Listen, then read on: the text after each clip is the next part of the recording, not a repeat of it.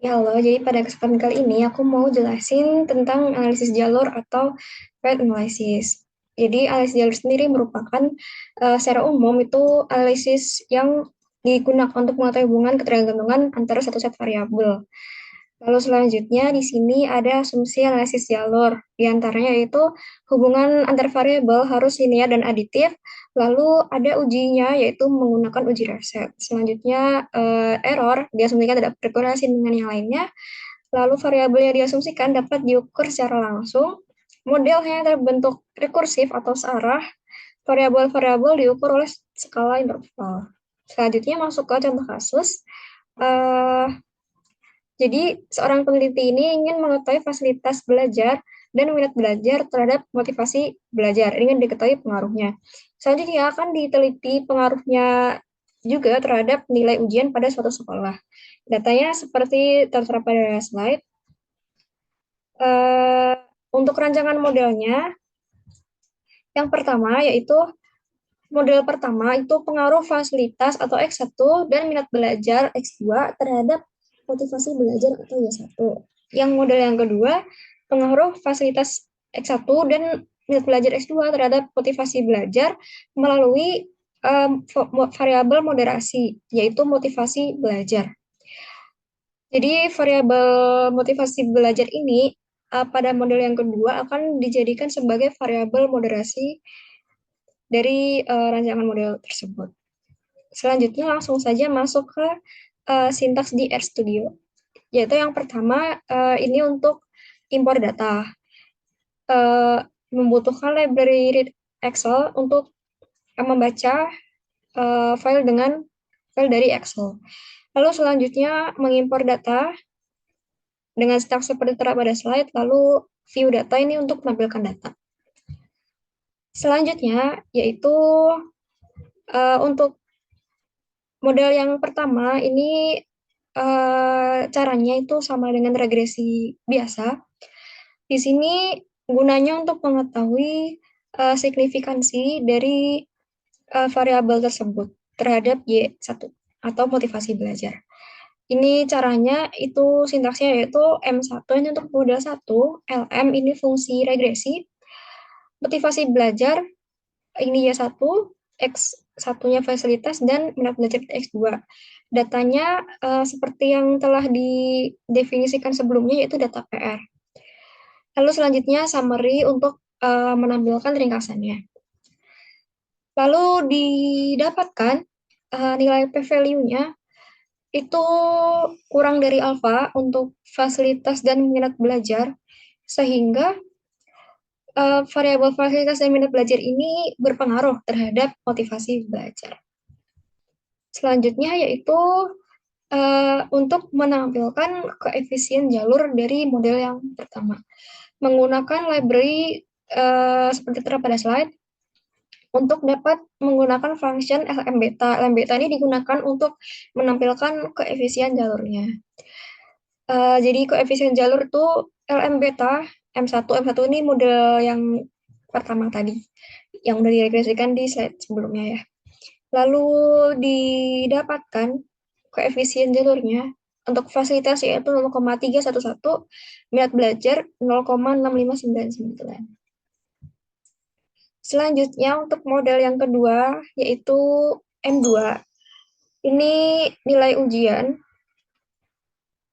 untuk Y2-nya, lalu ini motivasi belajar ini Y1, fasilitas belajar X1, minat belajar X1. Datanya dari data PR. Summary untuk menampilkan ringkasan. Jadi ini terdapat nilai p-value-nya untuk masing-masing variabel motivasi, fasilitas, dan minat terhadap Y2 atau nilai ujian. Jadi nilai p-value-nya ini lebih besar semua dibandingkan dengan alfa 5%. Jadi uh, ini tidak signifikan ya, jadi tidak berpengaruh terhadap nilai ujian. Selanjutnya yaitu menampilkan koefisien jalurnya. Sama seperti sebelumnya menggunakan fungsi LM beta dari M2. Didapatkan koefisien jalurnya untuk motivasi belajar 0,106, fasilitas negatif 0,127, minat belajar 0,404.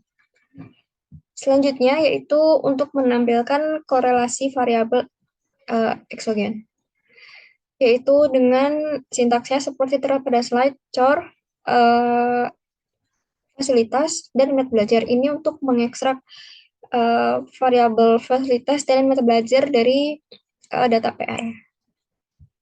Didapatkan hasil yaitu 0,651 atau sekitar 65%.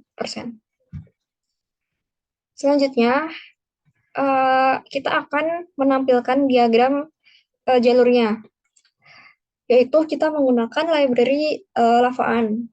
Ini agar kita dapat bisa menggunakan function SEM. Function SEM ini digunakan untuk memodelkan analisis path dari kedua model, yang model pertama dan model kedua, datanya dari data PR. Selanjutnya, library SEMplot ini untuk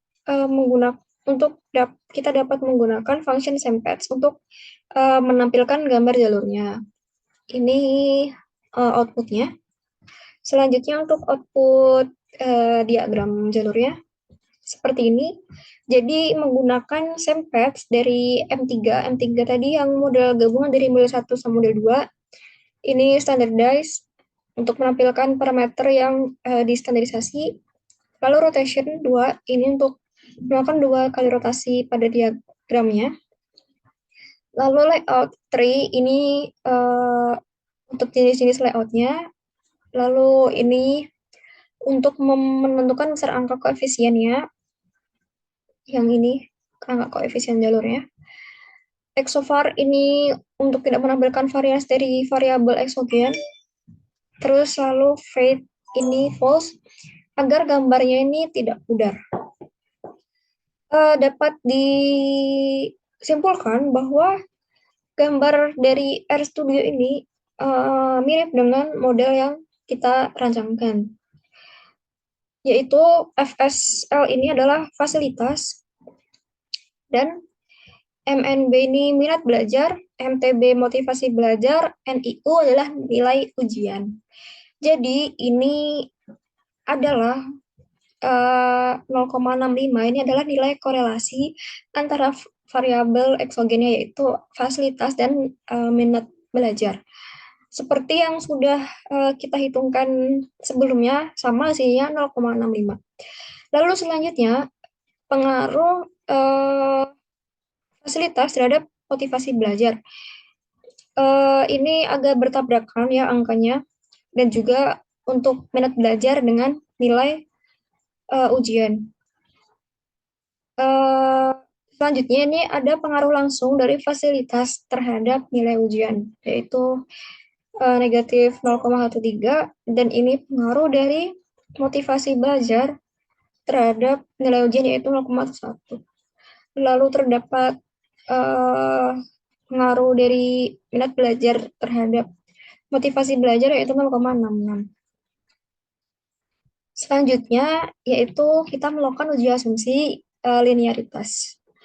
Sebelumnya kita ganti nama dulu variabelnya, yang tadinya masih seperti motivasi belajar, kita ubahnya 1, fasilitas sebagai X1, minat belajar X2, nilai ujian Y2.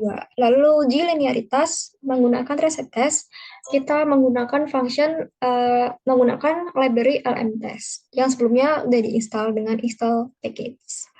Lalu reset test untuk per modelnya, yang model yang pertama yaitu Y1, X1 dan X2, lalu yang kedua X1, X2, Y1 terhadap Y2. Hasilnya yaitu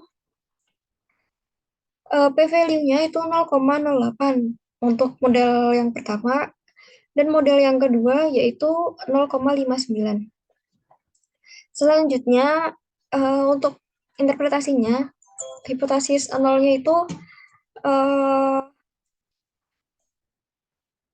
asumsi linearitas ini tidak signifikan, lalu jika H1 ini signifikan.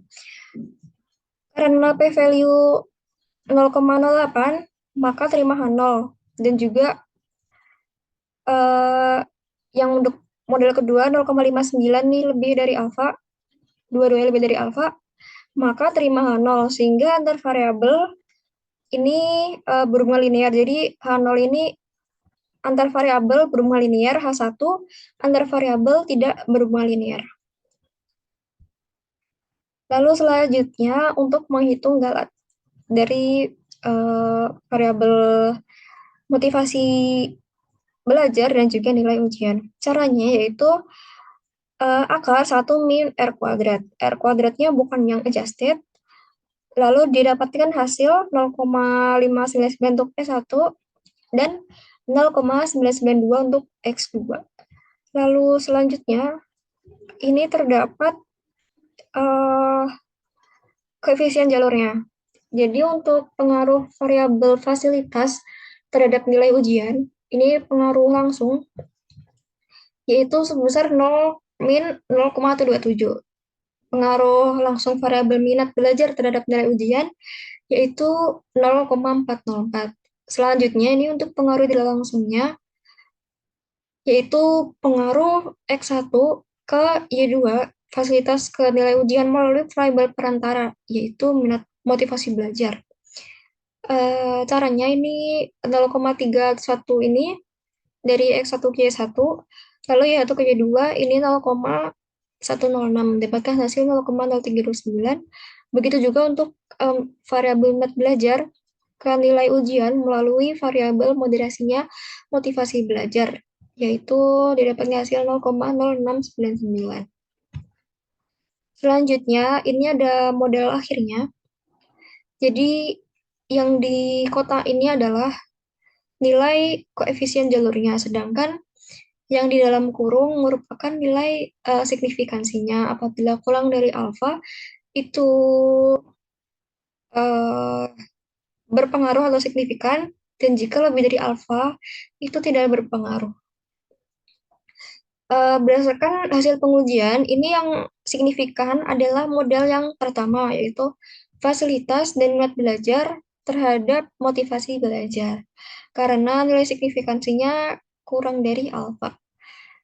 Dan untuk model keduanya tidak signifikan karena nilai signifikansinya lebih dari alfa semua.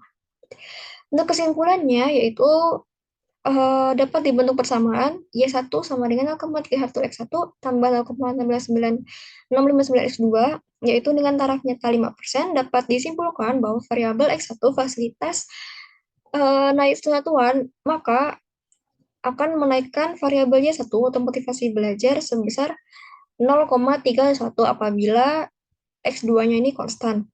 Begitu juga sebaliknya, apabila variabel minat belajar ini naik satu satuan dan variabel fasilitas ini bernilai konstan, maka akan menaikkan motivasi belajar sebesar 0,659. Ya, sekian yang dapat saya sampaikan untuk analisis jalur ini. Semoga bermanfaat. Terima kasih telah menonton.